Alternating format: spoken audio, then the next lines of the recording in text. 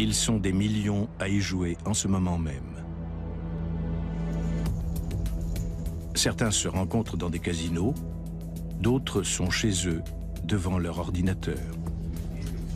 D'autres encore se donnent rendez-vous dans des arrière-salles très confidentielles. Ils s'affrontent sous l'œil des caméras de télévision dans le cadre de tournois internationaux ou bien tout simplement chez eux, autour d'une table basse. Le jeu auquel ils se livrent appartient à la grande légende du Far West. Après avoir passé des années dans les oubliettes, il est aujourd'hui le jeu de cartes le plus populaire du monde. Le poker. D'où vient ce puissant engouement? Ou plutôt, qu'est-ce qui rend ce jeu si fascinant?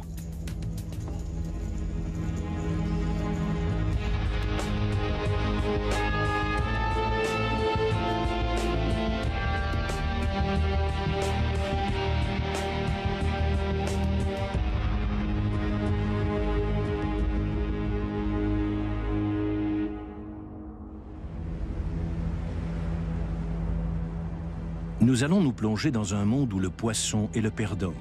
Se faire traiter de poisson, de fiche, est une insulte. Le poisson est un piètre joueur. La nature du requin, en revanche, est celle d'un prédateur. Le requin, c'est le vainqueur. Il peut arriver que le poisson devienne prédateur et que le requin devienne proie. C'est dans l'ordre des choses. Nous allons prendre place à des tables où l'on se raconte des histoires. Mais méfiance. Si certaines sont vraies, d'autres sont des mensonges. Gare au bluff. Et puis ce serait une erreur de négliger la part d'imprévu de cet univers, la chance.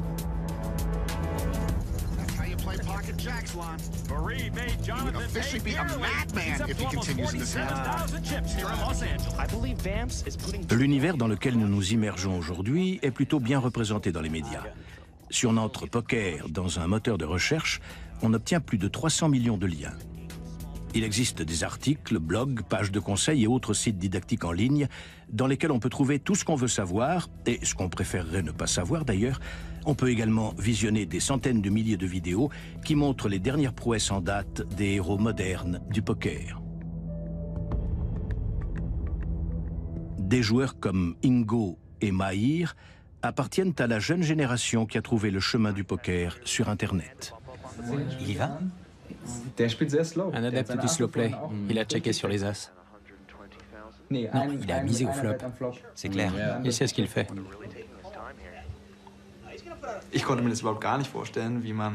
Pour moi, le poker, c'était avant tout un jeu de hasard. Je ne pouvais pas imaginer une seule seconde que ça fasse appel à la stratégie, à la réflexion, ou à des formules mathématiques très pointues. J'étais persuadé que c'était du pipeau, que les grands, les joueurs professionnels, n'étaient que des personnalités creuses dont les médias avaient fait des icônes, un peu à la manière des catcheurs.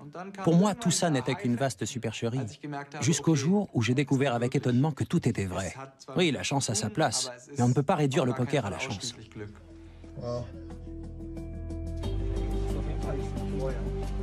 Les joueurs de poker sont souvent des autodidactes. La connaissance vient avec l'expérience. Pour Ingo, tout a commencé lorsqu'il a rencontré Roustam, un jeune Russe qui gagne sa vie depuis 2 ans grâce au jeu. Il participe à 10 parties en même temps. Je suppose qu'il a toujours 2 moniteurs en parallèle. Il faisait comme ça la dernière fois. Attendez, il va ouvrir. Ouvre, roi du poker. Salut, ça va? Ça va? Super, et toi? Salut. Salut. Salut.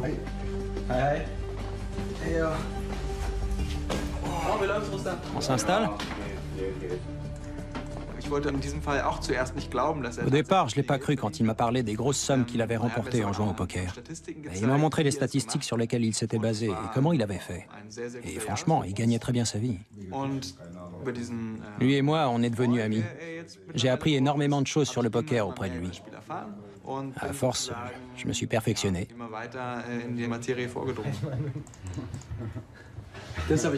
J'ai découvert récemment à quel point le timing était important. Depuis le temps que je te le disais.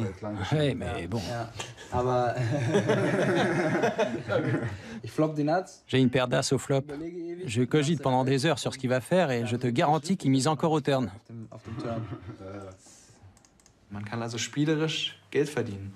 On peut aussi gagner de l'argent en jouant. Quand j'ai compris ça au tout début, j'ai trouvé ça génial. Bien sûr, je peux tout aussi facilement en perdre beaucoup. Mais je crois malgré tout qu'une grande part de la fascination vient de là. Sans argent en jeu, des millions de gens ne joueraient sans doute pas chaque jour au poker. Mais l'appât du gain justifie-t-il à lui seul l'envie de s'asseoir à une table de poker? And now you're watching the biggest pot in the history of high-stakes poker. $743,000 and change. This is unreal.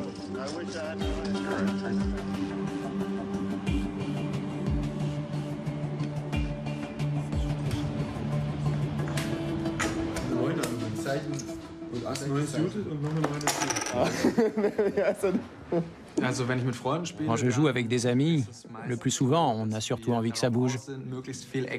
Du coup, on fait des mises qui tournent autour de 20, 30 ou peut-être 40 euros. Mais pas plus. La plupart des gens découvrent le monde du poker en participant à des soirées privées comme celle-ci. En général, ils ne cherchent pas à évoluer à l'extérieur de ce cadre. Ce n'est sûrement pas ici que leurs rêves de fortune se réaliseront. Ils trouvent leur plaisir dans la convivialité du jeu. Mais nous avons en nous comme un réflexe archaïque, un besoin enfoui au fond de notre cerveau, le goût de l'affrontement, du duel, du bras de fer. Avec de l'audace, de l'habileté, de la confiance en soi et un petit coup de chance au bon moment, on peut être le vainqueur d'un soir. C'est encore mieux qu'au casino. Mais un jour ou l'autre, les joueurs ambitieux de la veine d'Alex sont attirés par des enjeux supérieurs.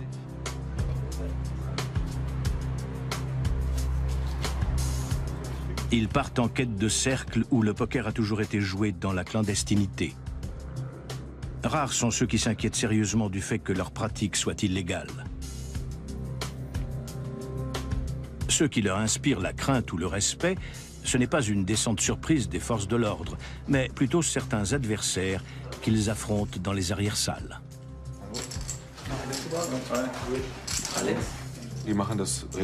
On se retrouve régulièrement et on met en jeu de grosses sommes. Je suis un peu stressé, je vais voir à quelle sauce je vais être mangé. Je dois essayer de garder mon sang-froid, surtout au début. Éviter de donner l'impression que je suis le petit nouveau à plumer. Je risque fort d'être un tout petit poisson très vulnérable dans la fosse aux requins. Ici, on joue au Texas Hold'em No Limit en cash game, c'est-à-dire que les jetons ont une vraie valeur en euros. On peut en racheter au fur et à mesure, de façon à jouer aussi longtemps qu'on le souhaite. Le cash game, c'est le poker à la mode capitaliste.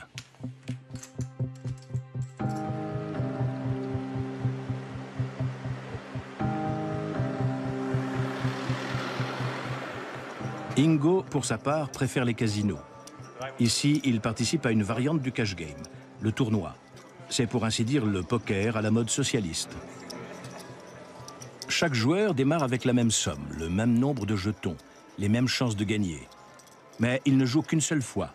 Quand il n'a plus de jetons, il quitte la table définitivement. Le vainqueur est celui qui a tous les jetons de ses adversaires devant lui à la fin de la partie. Il peut empocher jusqu'à 1000 euros. C'est sans doute la combinaison d'informations connues et inconnues, donc une certaine transparence, qui suscite un tel enthousiasme pour le poker moderne. Chaque joueur reçoit 2 cartes fermées qu'il est le seul à connaître. S'y ajoutent l'une après l'autre 5 cartes communes à toute la table. Le flop, le turn et la rivière. Les joueurs utilisent ces cartes pour compléter leur jeu. Autant d'indices qui permettent à chacun de déduire des informations importantes sur la main de ses adversaires. La partie elle-même se déroule en 4 tours d'enchères maximum, avant et entre la révélation des cartes communes. À partir de ce moment, on raconte des histoires. Certaines sont vraies et d'autres non. Miser ou relancer, est-ce que ça veut dire qu'on a une combinaison forte? Et si on ne fait que suivre, est-ce que c'est parce qu'on attend une carte ou est-ce pour faire mine d'avoir une main faible? On peut croire ce que disent les autres ou partir du principe qu'ils cherchent à nous mener en bateau. Une chose est sûre, on a un certain nombre de choix à faire. Et si on veut faire les bons choix, il faut évaluer ses adversaires et bien lire sur leur visage. Toute la partie s'articule autour de ce qu'on connaît des autres et aussi, surtout, de leur expérience. À la table, on est comme sur scène, dans un rôle. On enfile un masque et on donne une image de nous-mêmes qu'on va garder jusqu'à la fin de la partie et avec laquelle les autres vont composer. Par exemple, quand on a une image de joueur très prudent, on se donne la possibilité de bluffer dans des situations où on n'a absolument rien en main, en faisant croire qu'on a d'excellentes cartes.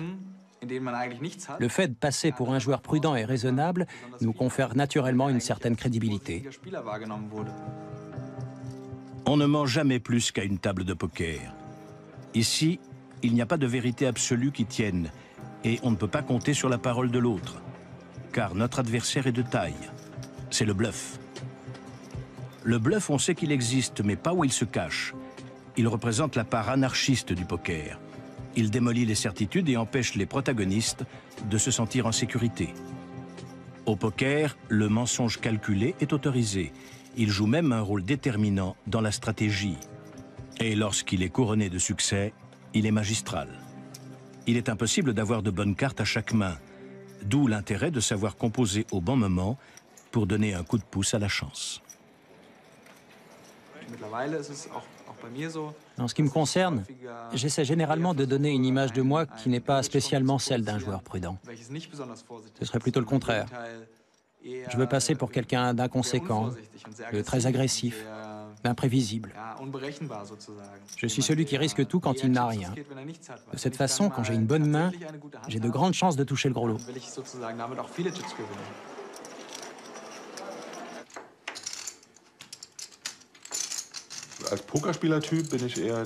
Je suis le genre de joueur qui recherche l'action. Je suis un boulimique. Je mise facilement au flop et je ne crains pas la confrontation. Par exemple, quand j'ai une bonne intuition sur telle ou telle main, je vais avoir tendance à m'y fier, même si l'action ne semble pas raisonnable, d'un point de vue strictement mathématique. Je fonce parce que j'ai l'intuition que ça peut marcher, et du coup ça marche. Cela dit, je dois avouer que ces derniers temps, j'ai essuyé un certain nombre de revers. Mes intuitions n'ont pas été extraordinaires. Faut-il se lancer dans une aventure hasardeuse sur la seule foi d'une conviction profonde? Ou est-ce que la somme de ces observations inconscientes et de ces expériences entraîne intuitivement le joueur à prendre la bonne décision? L'amateur suit plutôt son instinct. Le joueur confirmé, en revanche, se fie davantage à la puissance inébranlable des mathématiques. À partir de quelques formules, il fait des calculs de cotes pour chaque partie. Un bon joueur ne se mouille que si les statistiques lui sont favorables.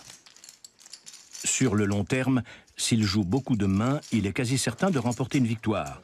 Mais sur le court terme, il se peut que la chance du débutant lui fasse obstacle.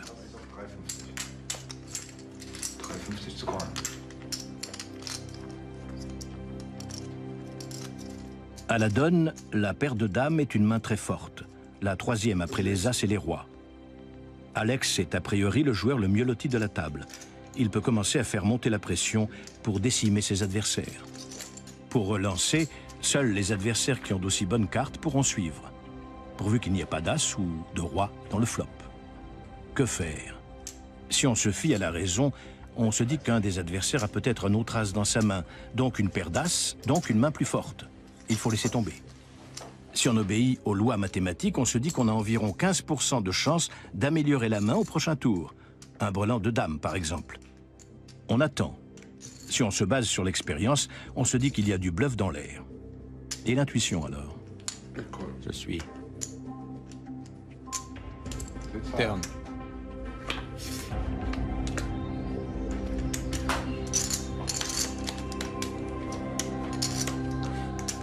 Tapis. Il fait tapis.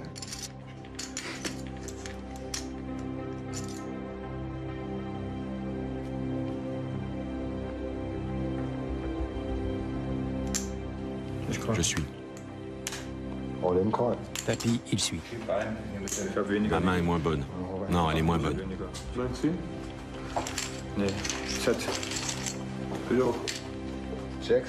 Volant de valet. Les dames. Volant de dame. La chance, ah la chance. Parfois elle est avec nous, parfois contre nous. Elle est rarement distribuée équitablement, mais elle fait partie du poker. Au début de la soirée, c'était Ingo le chip leader, mais son tas de jetons s'est soudain mis à diminuer à toute vitesse. Un de ses adversaires a un as et un 5 et pousse ses derniers jetons vers le centre de la table, plein d'espoir. Ingo a un as et un roi et n'hésite pas à faire tapis. Il a une cote de 70 pour 30. Mais le flop apporte un 5 à son adversaire et un brelan à la rivière. Il avait tout fait dans les règles de l'art, pourtant il perd. La chance.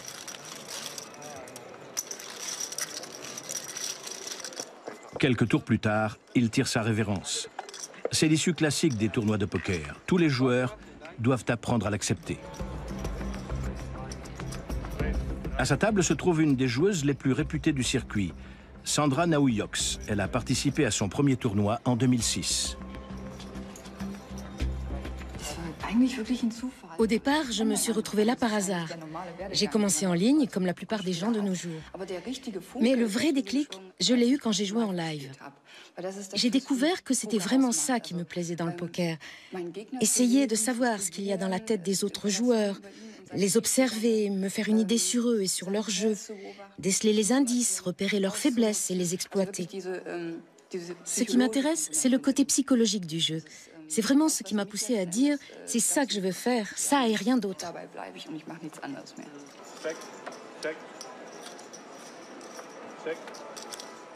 Et puis, il s'est trouvé que j'ai emménagé à Berlin, où je ne connaissais personne.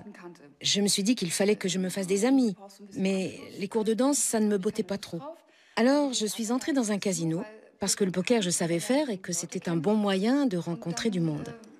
Je me suis présentée à l'entrée d'un casino un soir et j'ai cassé la baraque. Du coup, je n'étais absolument pas frustrée.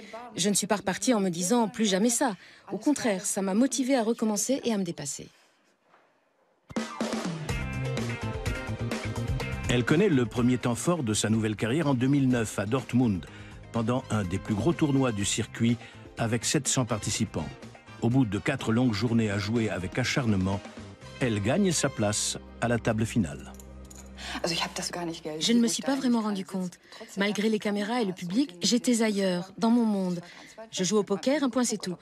J'aurais pu tout aussi bien me trouver dans un casino ordinaire, ça aurait été pareil. Je n'avais aucune conscience de l'enjeu.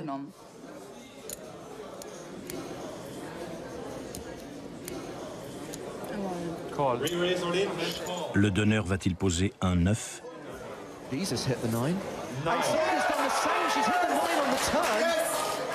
Sandra mène avec 2 paires, les As et les 9. Qu'y a-t-il dans la rivière? Un 8.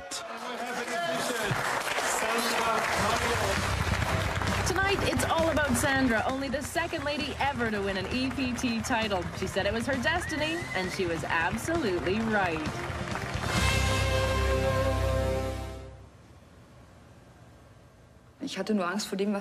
Après le tournoi, j'ai paniqué. J'étais dans ma voiture de location, je rentrais chez moi et j'ai brutalement imaginé ce qui m'attendait. Est-ce que je voulais rentrer à Berlin et affronter les questions de tout mon entourage, de ma famille? Non, vraiment pas. Alors, j'ai pris la première rue. J'ai entré hôtel dans mon GPS et j'ai passé 2 jours dans un hôtel spa où je me suis fait dorloter et j'ai regardé la télé sans faire tourner mon cerveau. Et là, j'ai fini par prendre conscience de ce qui s'était vraiment passé et de ce qui allait changer dans ma vie. Comment j'allais gérer ça?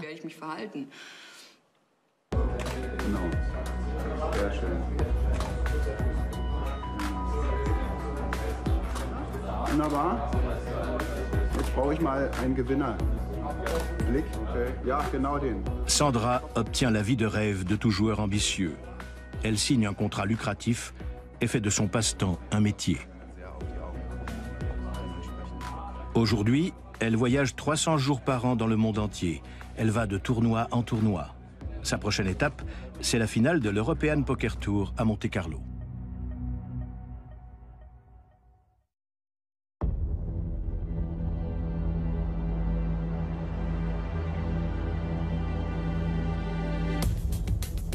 Le monde du poker aime se parer de superlatifs, y compris dans ses versions numériques. Des millions de joueurs se rencontrent 24 heures sur 24 sur diverses plateformes. Selon les tables, les mises peuvent aller de quelques centimes à plusieurs milliers d'euros. Dans cette arène, on assiste à la naissance de millionnaires et à beaucoup de traversées du désert. Tout semble se dérouler de la même façon que dans le poker en live, à une exception près. On ne peut pas regarder ses adversaires dans les yeux. Impossible de lire dans leurs pensées. Derrière des pseudos se cachent de vrais joueurs en chair et en os. On peut affronter des Lettons, des Français, des Chinois, des Russes et des Mozambicains et spéculer sur leur façon de jouer. Lorsqu'un joueur met longtemps à réagir, est-ce que ça signifie qu'il n'arrive pas à se décider ou est-il occupé à répondre au téléphone, à réceptionner une pizza ou à se disputer avec sa petite amie? Les informations dont on dispose sont maigres et les interprétations difficiles.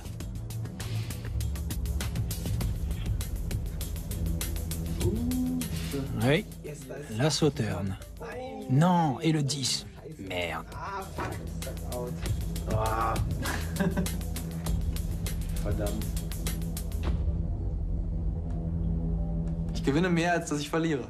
Das auf jeden Fall. Je gagne plus souvent que je ne perds, c'est un fait. Même quand ce sont que de petits montants, je suis content bien sûr. Quand ça me rapporte un peu.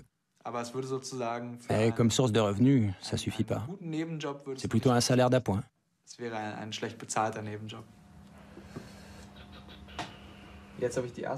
Avec mes as, relance UTG à 3 fois la grosse blinde en cash game. Dans l'espoir que ce type fasse monter les enchères. Mais non, il se couche et mes 2 as m'ont rapporté la somme faramineuse de 15 centimes.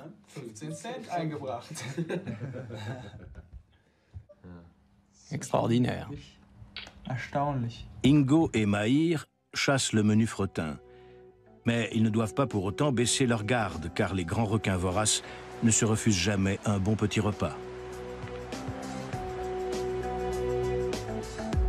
3 de ces requins vivent ensemble en colocation sur l'île méditerranéenne de Malte.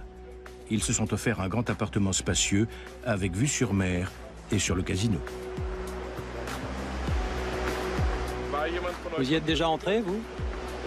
Moi, j'ai déjà joué au casino, mais bon. Ça va peut-être vous paraître étonnant, mais ça nous intéresse pas trop. On trouve ça un peu barbant de jouer au poker autour d'une table.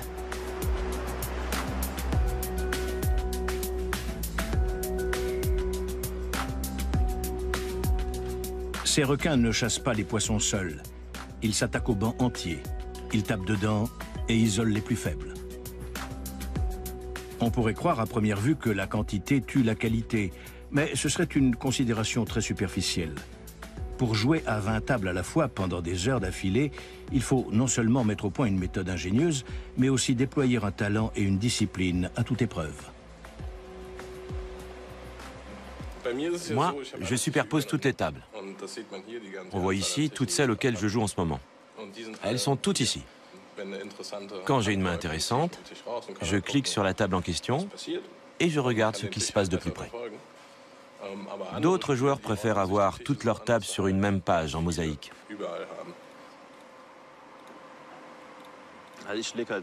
Pour moi, le plus important, c'est de jouer aux tables les plus intéressantes. Les tables où se trouvent au moins 3 mauvais joueurs. Mais ce n'est pas toujours facile. On est en permanence à la recherche de la bonne table et il faut prendre des notes sur les erreurs qu'on arrive à détecter ou bien sur ceux qui lâchent plus facilement leur argent que d'autres. Au final, c'est souvent eux qui rapportent le plus. Pour avoir une bonne vue d'ensemble, j'étiquette les bons et les mauvais joueurs, de façon à les reconnaître tout de suite. Par exemple, je vois qu'à la table de 9, j'ai déjà 4 profils marqués en orange. Là, je vois un joueur violet, un très mauvais joueur contre lequel j'ai déjà joué par le passé. Ma couleur préférée, c'est le vert. Ça représente un fiche qui peut me rapporter énormément d'argent. Dès que le fiche est déficitaire, je quitte la table. Parce que sinon, je dépense trop d'énergie pour trop peu d'argent.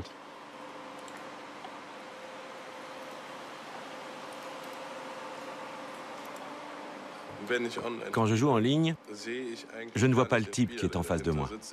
Je vois seulement ce qu'il fait. Je vois sa façon de jouer, jusqu'où il est capable d'aller. J'ai un petit logiciel qui observe les joueurs à ma place. Du coup, je ne travaille quasiment qu'avec des chiffres.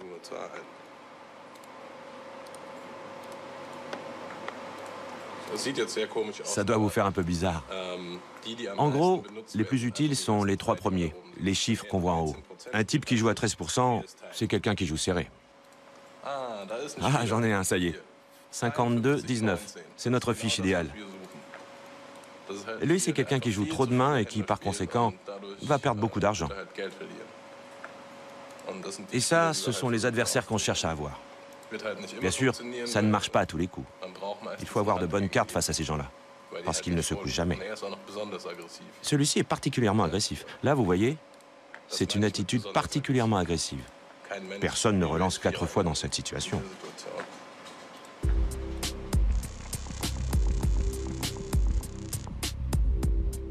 Des milliers de mains jouées chaque heure, et autant de choix à faire. C'est ici que les calculs de probabilité prennent tout leur sens. Le facteur chance est réduit à sa plus simple expression pour faire place aux gros chiffres.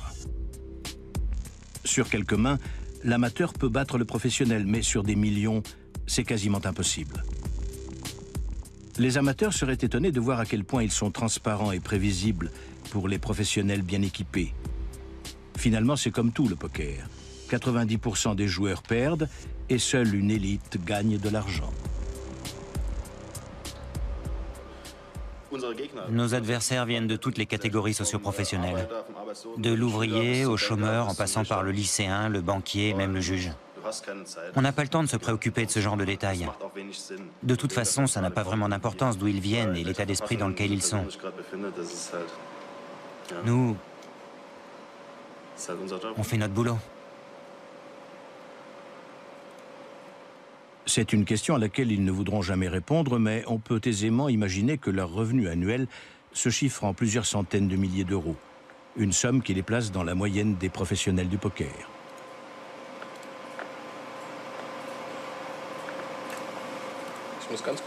Il faut que je fasse une pause pour aller aux toilettes. Mais je ne peux pas simplement me lever. Ce serait comme leur offrir de l'argent sur un plateau. J'ai lu sur un forum qu'un type avait perdu tellement d'argent en allant aux toilettes que, depuis, il avait toujours une bouteille vide à portée de main. Pisser aux chiottes, c'est pour les nazes. Quand on est pro, on pisse dans une bouteille.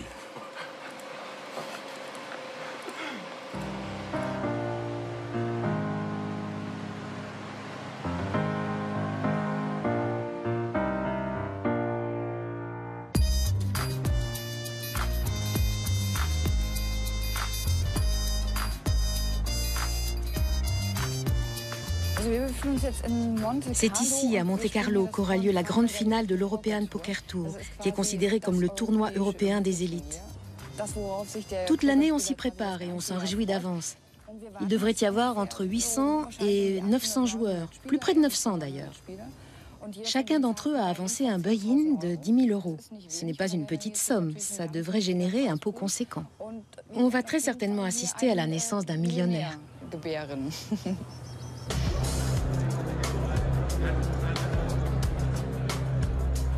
Qui peut se permettre d'avancer des droits d'entrée pareils pour une partie de poker? Un certain nombre de participants n'y sont pas tenus. Ils ont obtenu leur billet en le remportant sur des petites opérations Internet ou lors de tournois de qualification. Les autres sont des professionnels du poker qui se spécialisent dans ce genre d'événements. Entre les deux catégories, on trouve quelques vénards qui en ont tout simplement les moyens ou des passionnés prêts à dépenser jusqu'à leur dernier centime dans l'espoir de toucher le gros lot. Bien évidemment, il y a dans la salle une ou deux personnalités, comme Boris Becker par exemple, qui font la promotion de portails Internet. Je joue énormément sur Internet chaque jour. Je ne sais pas si on peut appeler ça une drogue. La définition de l'addiction au poker, c'est de ne plus avoir envie de faire quoi que ce soit d'autre de sa vie, peu importe qu'on gagne ou qu'on perde. Moi, je joue pour gagner. Certains, comme le célèbre handballeur Stefan Kretschmar, se sont inscrits sans avoir la moindre idée de ce qui les attend. Le tournoi dure 5 jours. On joue 12 heures par jour. Tu as 30 000 jetons. Les blindes augmentent toutes les heures. On commence à 25 et 50, puis 50, 100, puis 75, 150. De toutes petites mises. Tu as beaucoup de temps pour jouer. 12 heures par jour. En gros, tant que je reste dans la partie, je joue 12 heures par jour. Oui. Enfin, 12 heures en tout. On joue vraiment pendant 10 heures, 9 ou 10 heures. Ah, je vois. Oui, avec les pauses, on arrive à 12 heures. Est-ce qu'ils vont remarquer que je suis un débutant? Ils ne mettront pas longtemps, à mon avis. Arrête un peu. Moins de 10 minutes, je dirais. Ah, t'exagères.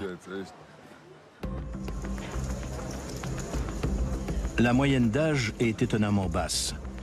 Mais dans le tas, il y a aussi des professionnels qui se sont pris de passion pour le poker, bien avant que ça ne devienne un jeu populaire.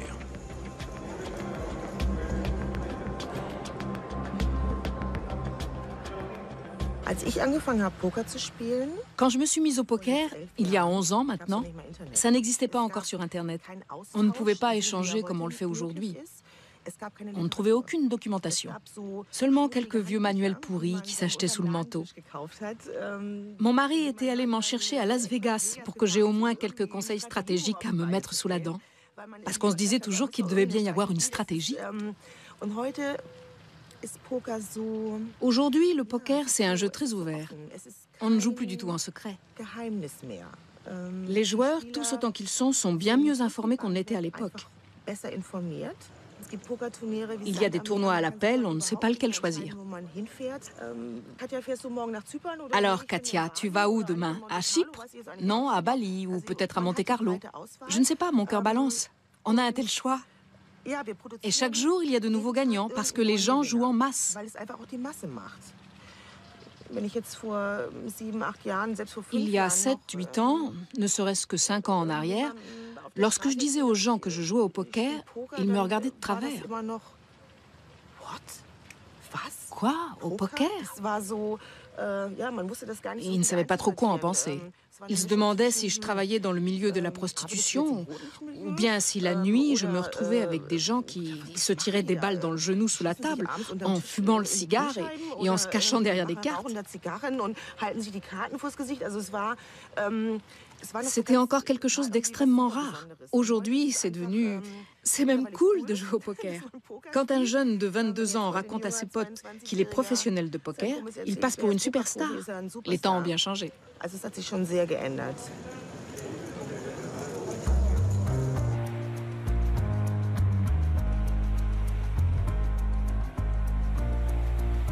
Se ressourcer une dernière fois, dormir un peu avant le combat sans merci, dans cette ville où même les immeubles ressemblent à des tours gigantesques de jetons de poker.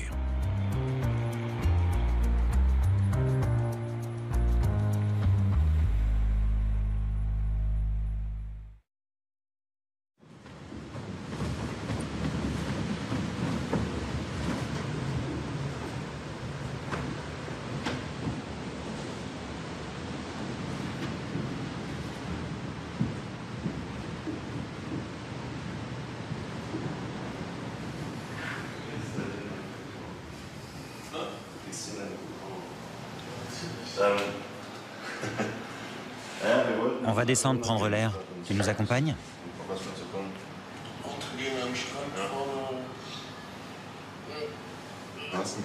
Tu l'as réveillé? C'est interdit, ça. Son sommeil, c'est sacré. Il faut le laisser dormir pendant au moins 10 heures, si on veut qu'il soit de bonne humeur.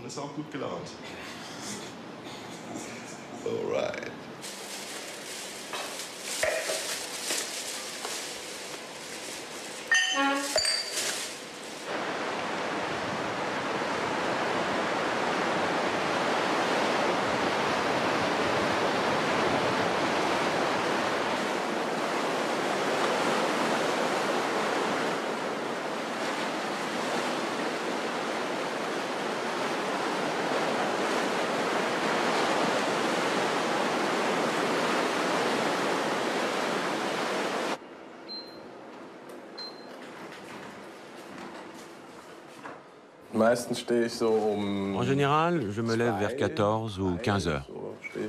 Je prends mon petit déjeuner quand je le sens. Si j'ai faim, je vais regarder ce que j'ai à manger.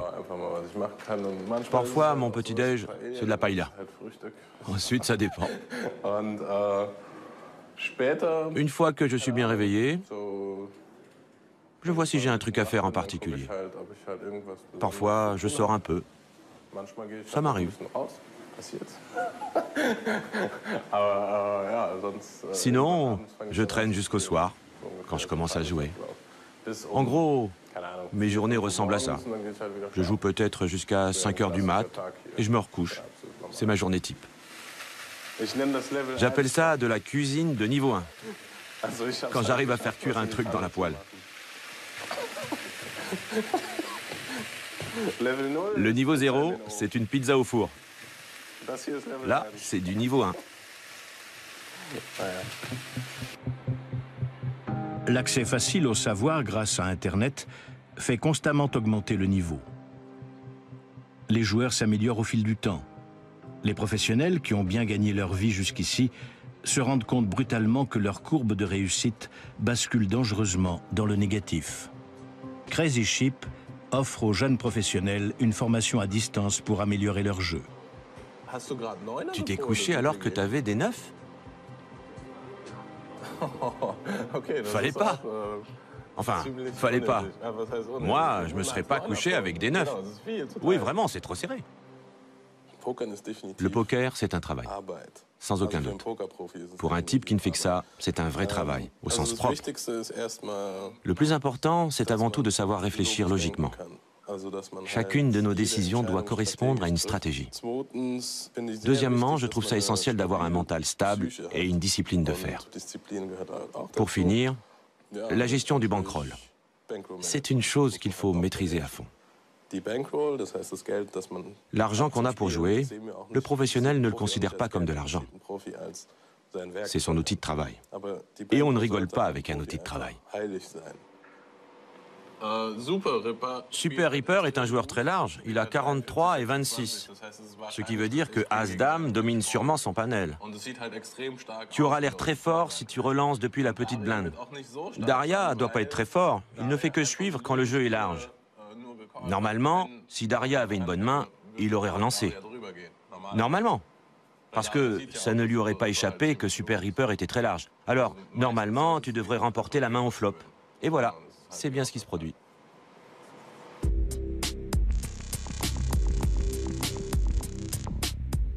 Il y a un dicton. Quand on est numéro 10 mondial au poker, alors on n'aime pas s'asseoir à la même table que les 9 autres. Dans l'absolu, un joueur de poker doit toujours aspirer à être à une table où les autres jouent moins bien que lui, pour avoir un avantage sur eux dès le départ et gagner de l'argent.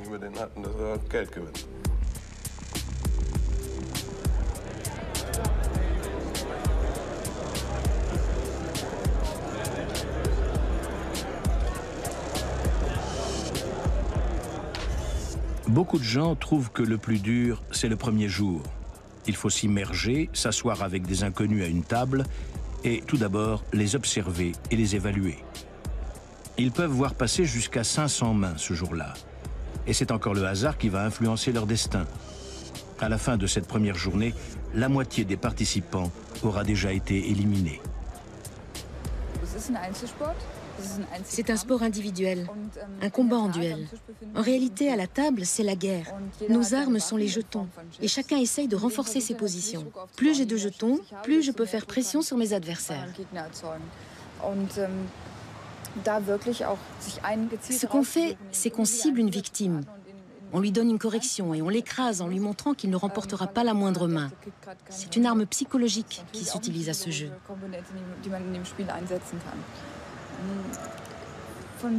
Des gens qui essayent de vous intimider, il y en a beaucoup. Il faut être capable d'encaisser, surtout quand on est une femme. Mais personnellement, je trouve que ce sont ceux qui ont le plus gros ego, qui n'arrivent pas à se maîtriser à la table. C'est eux que l'on plume le plus facilement.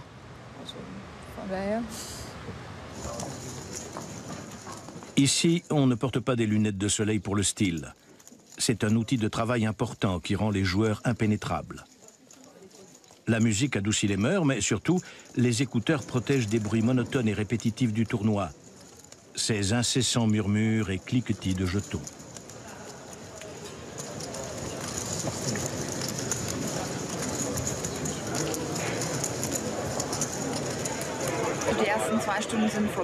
Les 2 premières heures sont passées. C'est le moment où l'on scrute ses adversaires. Toi, es-tu agressif? Es-tu serré? Es-tu prudent? On commence avec 30 000 jetons. Si j'arrive à ajouter ne serait-ce que 50% à ma mise, je sortirai déjà avec une belle somme.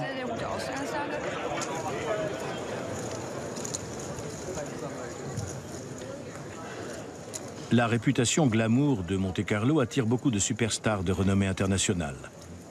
Contrairement à d'autres sports, elles ne font pas leur apparition à un stade avancé du tournoi, une fois les premières sélections passées. Elles entrent dans le jeu dès le début et doivent se battre constamment pour survivre, comme tout le monde. Je suis arrivé au tournoi. Vous savez que c'est la grande finale, un événement extrêmement prestigieux. Et j'ai décidé dès le départ que j'allais rester très concentré et ne rien manquer de toutes les actions. Au bout de 3 ou 4 heures, j'ai senti que j'avais à peu près cerné tout le monde. J'ai compris que ce type-là, quand il avale sa salive, c'est qu'il bluffe. Et l'autre, quand il parle trop, c'est qu'il a de bonnes cartes. J'ai déjà assimilé la gestuelle de tout le monde. On fait tous des mouvements incontrôlés qui peuvent en dire long sur la main qu'on a. Par exemple, au moment du flop, on scrute les yeux du mec d'en face. S'il jette un œil sur ses jetons, et c'est totalement inconscient, ça veut dire qu'il aime ce qu'il voit, donc il envisage de relancer. Quand on remarque ça, on sait qu'il est content. Méfiance. Si le même gars regarde le flop, puis s'écarte en soufflant, ça veut dire qu'il a rien. Ça marche pas à tous les coups, mais si on observe bien les autres joueurs, on peut découvrir des gestes inconscients chez tout le monde. C'est ainsi que certains tas de jetons grossissent. Mais de plus en plus souvent, on entend retentir les annonces froides des donneurs. Sit open. Les perdants partent en silence, sans se faire remarquer. Encore un espoir perdu, un rêve brisé.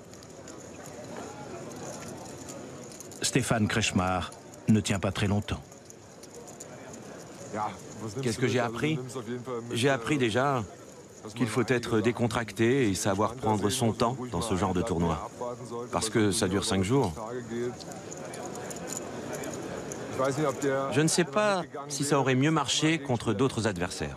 Mais je suis convaincu qu'ils ne te regardent pas avec les mêmes yeux et ne jouent pas de la même façon lorsqu'ils comprennent que tu débutes.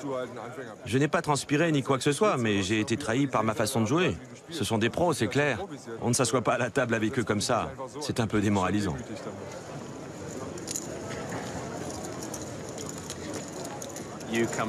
On arrive ici, on est un amateur, on veut essayer de participer à ce gros événement à Monaco et on a une chance. Le hasard aidant, si on prend la bonne décision au bon moment, si on a la bonne carte au bon moment, on a une chance de battre le champion du monde. C'est ça qui est fascinant. Et aussi le fait que dans le poker, ce n'est jamais tout noir ou tout blanc. Il n'y a pas de distinction entre le juste et le faux. Tout dépend de l'adversaire, de la situation, de notre état d'esprit, du sien.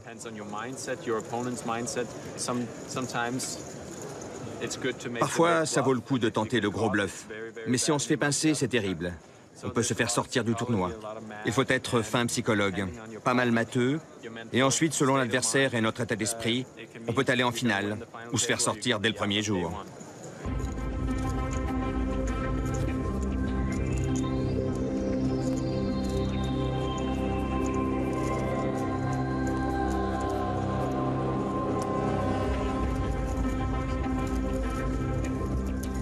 En début de soirée, la plupart des superstars ont déjà disparu. Phil Ivey, considéré comme le meilleur joueur de poker à l'heure actuelle, reste à la table la durée de son massage.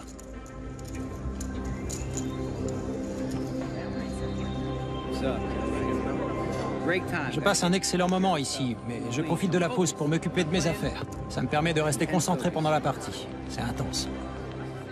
Pendant la pause, Daniel Negreanu est très sûr de lui. Pourtant, peu de temps après, il quitte lui aussi la table sur la pointe des pieds. Puis, un peu avant la fin du premier jour, c'est au tour de Sandra Naujoks. Elle a envoyé le tapis avec ses dames, mais son adversaire avait malheureusement des rois. Même les cartes communes n'ont pas pu l'aider. C'est fini. Statistiquement parlant, on remporte de l'argent une fois tous les 10 tournois. Il faut respirer profondément et rassembler tout son courage quand on se fait sortir après 3 bad beats d'affilée. Il faut l'accepter. C'est aussi ça le poker.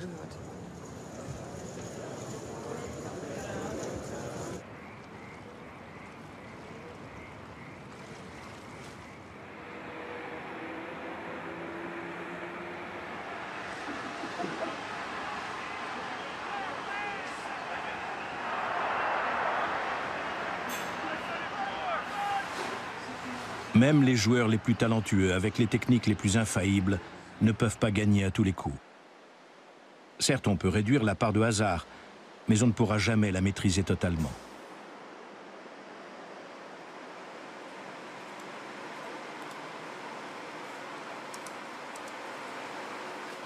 J'ai perdu 1 000 $ dans les 10 dernières minutes.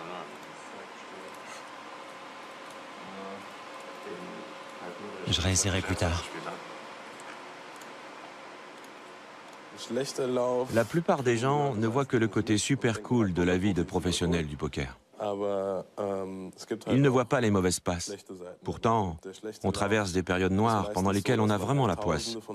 On joue des milliers de mains qui tournent systématiquement mal. La malchance, ça existe au poker. C'est même une des caractéristiques du jeu. Même si je fais tout ce qu'il faut, si je ne trouve aucune erreur dans ma façon de jouer, je dois m'armer de patience et continuer à jouer jusqu'à ce que je recommence tout doucement à gagner.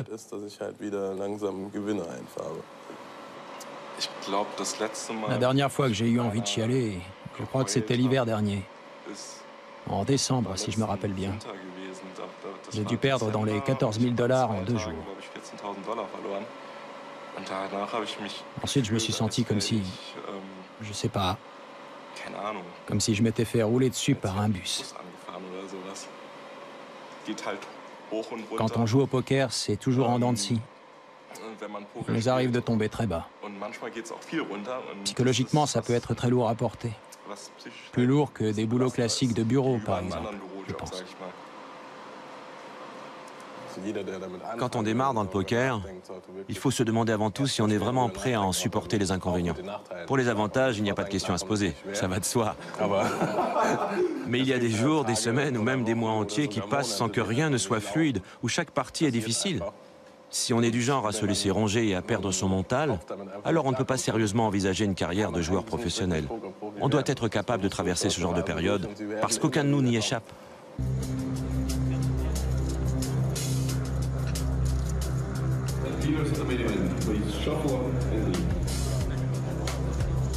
Le lendemain, il ne reste que la moitié des participants.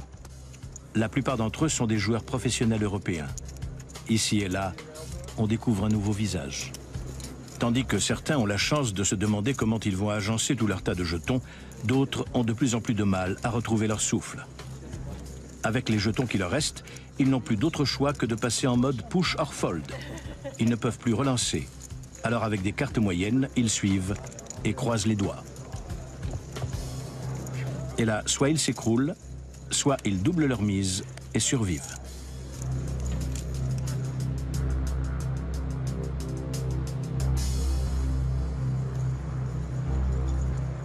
Petit à petit, on perd la notion du temps. Les survivants sont tous logés à la même enseigne. Les mises de départ grimpent inexorablement. 30 000 €, le tas entier avec lequel on avait débuté le tournoi il y a 3 jours. C'est la mise de départ de chaque partie.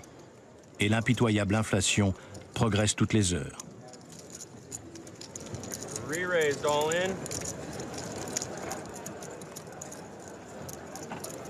Même ceux qui ont de gros tas de jetons en sont réduits de plus en plus souvent à passer en mode push or fold. Le hasard occupe une place de plus en plus importante. Chaque mot peut être un arrêt de mort. Ils s'épient les uns les autres pendant de longues minutes, ressassent les moindres détails dans leur tête. Comment mon adversaire a-t-il tendance à jouer ces derniers temps? Est-il agressif ou plutôt prudent? Se trahit-il par certains gestes? Perd-il son calme lorsque je prends mon temps pour réfléchir? Ou a-t-il tout simplement un monstre entre les doigts?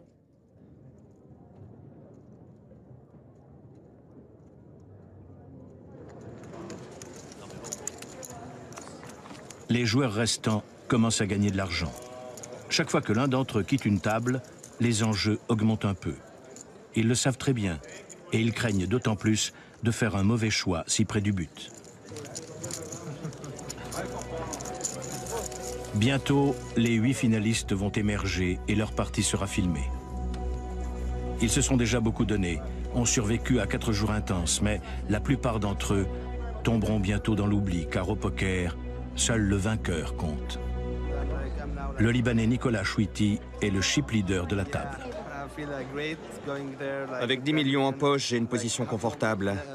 Ça représente environ un tiers des jetons, un peu plus même. Alors oui, je me sens en confiance et je me réjouis de jouer cette partie. Souvent, l'équilibre seront une fois de plus à la table finale. Nicolas Chouiti est en veine, contrairement à ses adversaires qui abandonnent les uns après les autres. He does have 2 aces. Oh, come on. That's ridiculous. 8s for Klinger. I'm all in. Gone. And he makes his move, insta-call.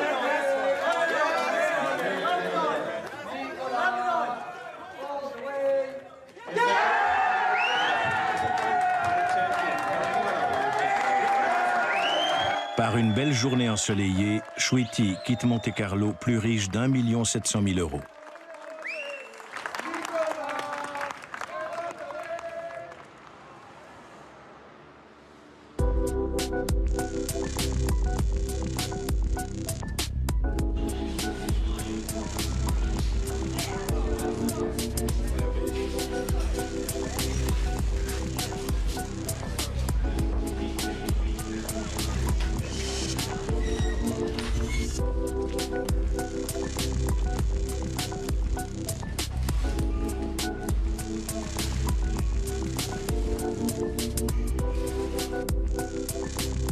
Tard dans la nuit, Crazy Chip essaie un nouveau portail.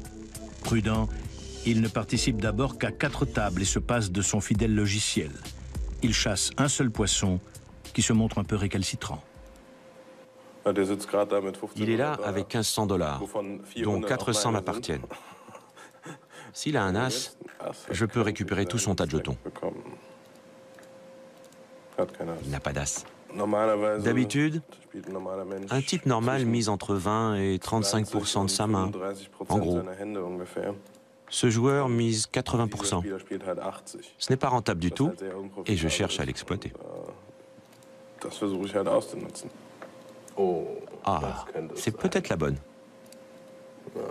Dommage. Ce poisson a beaucoup de chance. Il arrive à s'extraire habilement de toutes les situations et à gagner. Cette nuit, Crazy Chip s'est rendu à l'évidence qu'il ne mangerait pas le poisson. Sa proie a remporté 2000 $ en misant 400 et finira par lever le camp.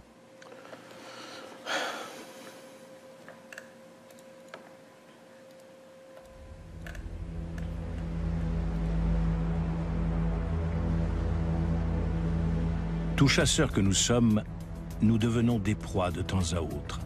C'est logique.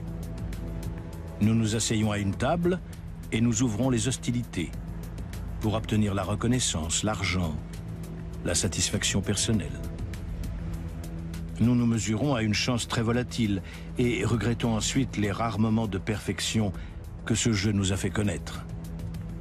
Nous menons une lutte acharnée avec toutes les armes qui sont à notre disposition.